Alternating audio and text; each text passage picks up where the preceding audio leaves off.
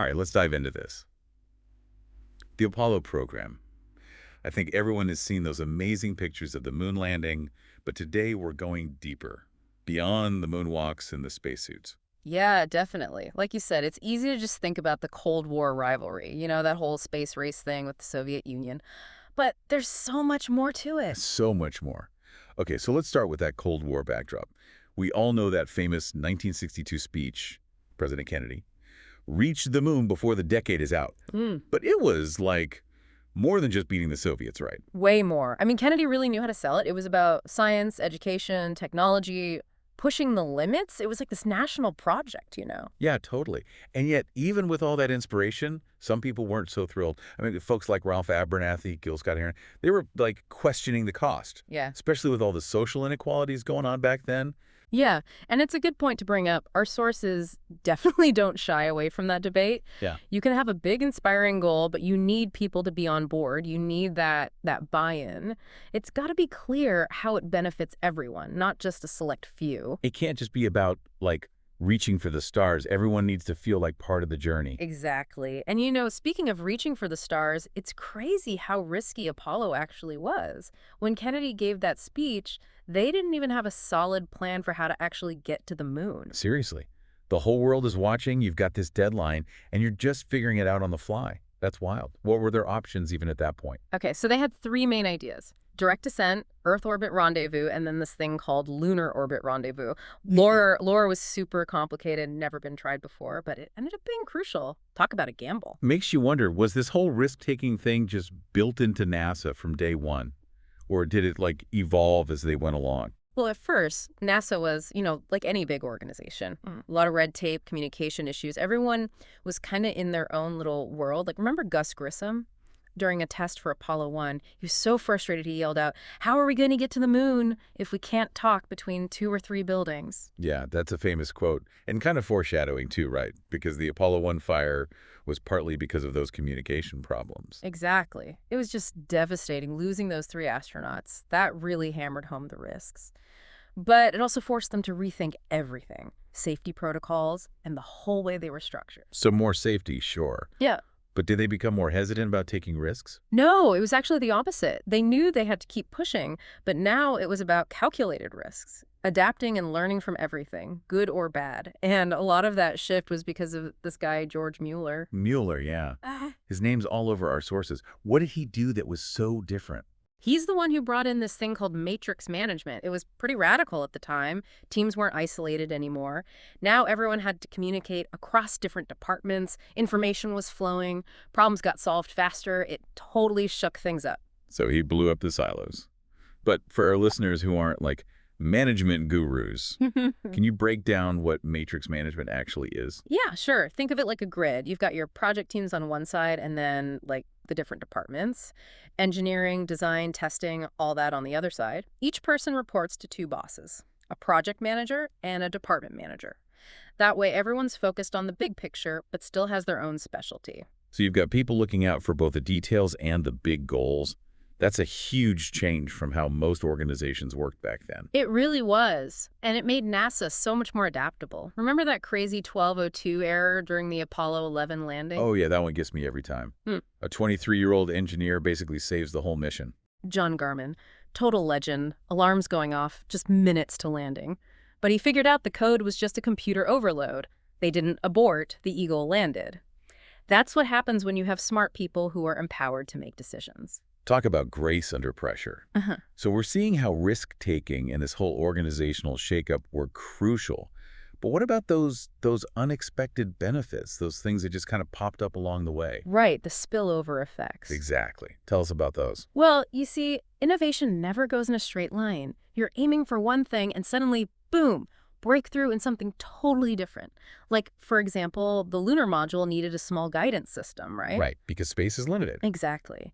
And that need to miniaturize computers basically led to, well, everything we have today: personal computers, smartphones, all of it. Or, you know how integrated circuits totally revolutionized electronics? It's amazing how something like landing on the moon could impact the technology we use every single day. Totally.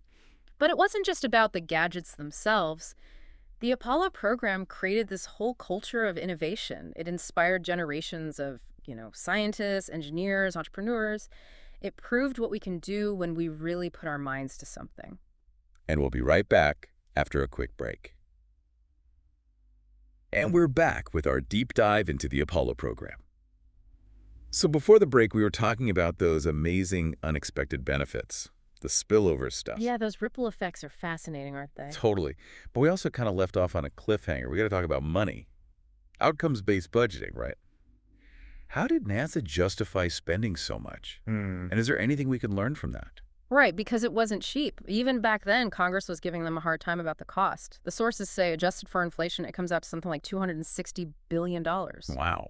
Okay, so yeah, huge number. But to really understand it, we got to compare it to other big-ticket items, right? Exactly. Like, what else was going on at the time? Think Vietnam War, the 2008 bailout, even building the entire interstate highway system. Suddenly, Apollo doesn't seem so out of whack. Right, it's all about perspective. But also, we can't forget, it wasn't just tea about planting a flag on the moon. What was the return on that investment? Exactly. It totally jump-started so many technologies we take for granted today, like those miniaturized computers we talked about, that led straight to the personal computer revolution and integrated circuits. Electronics would be totally different without them.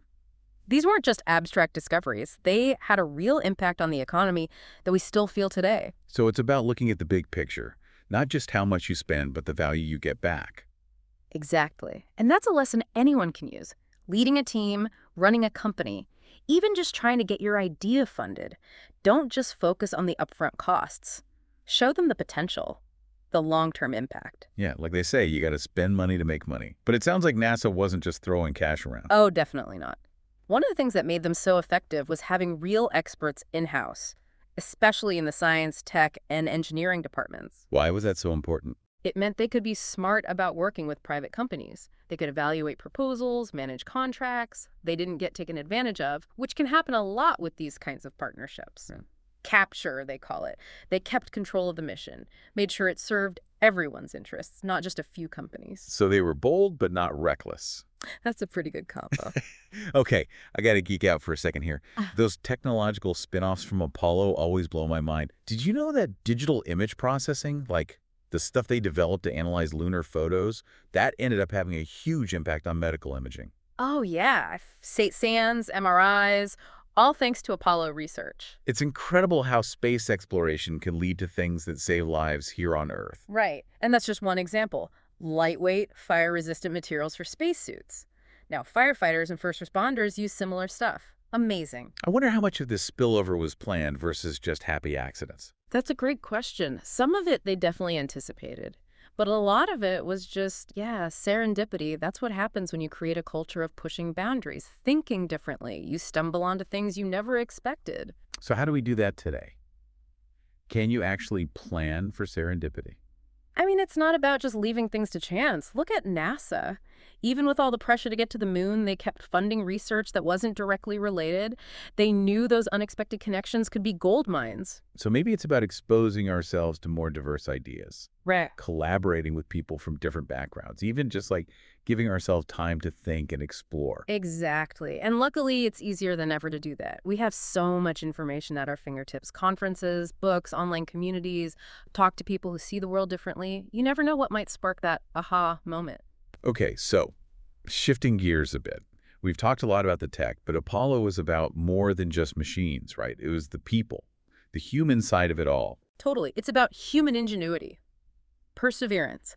Thousands of people working behind the scenes, engineers, scientists, technicians, all those brilliant minds coming together. Yeah, it wasn't just Neil Armstrong and Buzz Aldrin up there.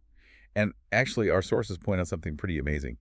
During Apollo 11, the average age of the folks in mission control was just 26. Just 26. Wow. Yeah, they basically entrusted the fate of this incredibly complex mission to a bunch of, recent college grads.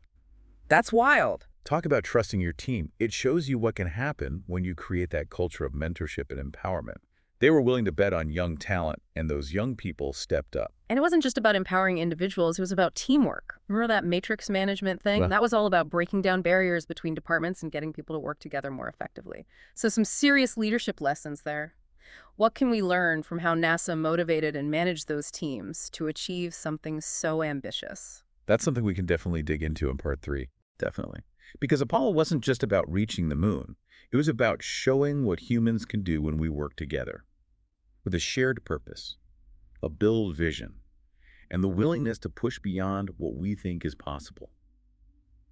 Welcome back for the final part of our Apollo deep dive. We've been on quite a journey, haven't we? Bold visions, calculated risks, those amazing spillover discoveries, and of course, the sheer determination of everyone involved. Yeah, it's inspiring stuff, but now we got to bring it back down to earth a bit. How can we, in our own lives, our own work, channel that Apollo spirit? How do we apply those lessons to the challenges we face today? Exactly. Like in the part 2, we talked about those leadership lessons, that young team and mission control. NASA really created a culture of trust and empowerment, which is amazing. But what about the folks at the top? What can we learn from how they led this whole massive project? Well, it all starts with a compelling vision, right? Kennedy's speech in '62, it wasn't just about setting a goal, it was about capturing people's imagination. He made it a national challenge, a test of American ingenuity. He really knew how to rally people. And it worked. Everyone was caught up in it, this feeling that anything was possible. Exactly. But leadership is more than just giving a rousing speech, it's about setting the tone, creating the right environment. And NASA during Apollo, they had this unique culture. It was about rigorous engineering, sure, but also taking risks and learning from everything, good and bad. So, like, people felt comfortable speaking up, challenging ideas, Yeah. pushing the limits. Absolutely. That's how you get innovation. And it's a good reminder for all of us, no matter what we do. Leadership isn't just about being the boss. It's about creating a space where people feel ownership, like they're part of something bigger. So what are some practical things our listeners can do? How do you create that kind of leadership? I think it starts with asking yourself, what's my moonshot? What's that big, audacious goal that I'm passionate about? And then how do you communicate that to others? How do you get them excited about it? Right? Because you got to inspire people. Mhm. But you also got to walk the walk, right? Actions speak louder than words. Absolutely. Lead by example. Celebrate the wins. But also, don't be afraid of failure. Treat it as a learning opportunity. That's how you build trust. Okay, and we keep coming back to this idea of serendipity, those unexpected discoveries. But how do we, make those happen? Is it just luck? Well, Apollo gives us some clues. Remember how NASA kept funding research that wasn't directly about the moon landing? It's about recognizing that sometimes the best ideas come from unexpected places. So embrace that intellectual diversity. Yeah. Expose yourself to new things. Talk to people who have different perspectives. Exactly. And we have so many resources available today. Conferences, books, online communities. Step outside your comfort zone. You never know what you might find. It's like planting seeds. Some will sprout, some won't. But you got to keep experimenting. Exactly. Now, let's be real. Apollo cost a lot of money. Resources are always limited. So how do we apply those lessons of ambitious investment in a world where everyone's watching the bottom line? Yeah, that's a tough one. It's where that idea of outcomes-based budgeting comes in. Don't just focus on the immediate costs. Think about the long-term value you're creating. Even if the initial investment is big, focus on the potential payoff. Exactly. Whether you're proposing a new project, advocating for a policy change, or just trying to get your boss on board with a new idea, paint a picture of the future. Show them what's possible. Okay, one more thing I want to touch on. The role of government. Apollo really challenged the traditional view, right? It showed that government can be a force for innovation, a driver of progress. Totally. They set a bold goal, invested strategically, and really nurtured those public-private partnerships. Yeah, it wasn't just about throwing money at the problem. They created the conditions for success. And that's so relevant today with all the challenges we face.